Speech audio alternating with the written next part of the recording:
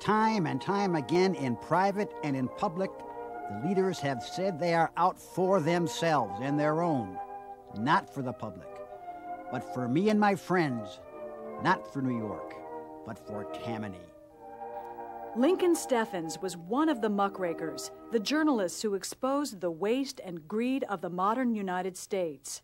One of the famous investigations was on the U.S. Senate, called the treason of the Senate.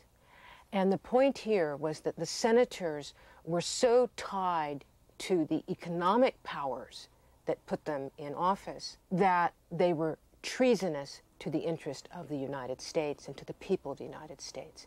This article so enraged President Theodore Roosevelt that he gave a speech saying that these journalists are just going around raking muck just for muck's sake, and that's where the term muckraker comes from. Their investigations began in the slums and led upwards to urban political bosses like New York's George Washington Plunkett. Bosses took bribes for city construction contracts or simply awarded them to their friends. Advance knowledge of a new project could be worth millions. Bosses also provided valuable services to immigrants.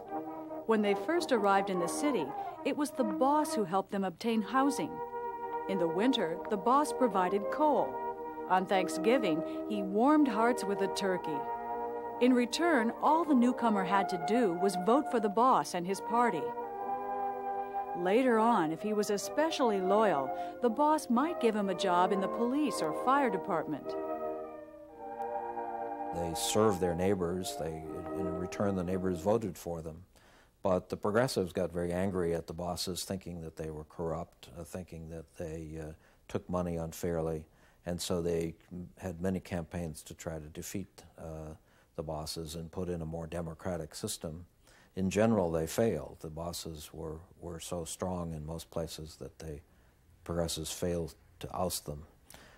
But it led to attempts to reform the city and in many cases to pass state laws about how elections should be handled and so forth.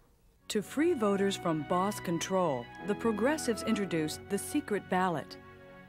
Voting had traditionally taken place in public, so the boss knew how you voted.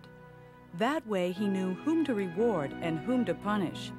Under the new system, he could never tell.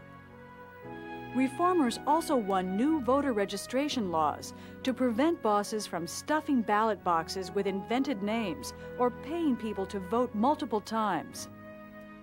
And reformers won stronger civil service laws requiring cities to award police, fire, and teaching jobs according to merit.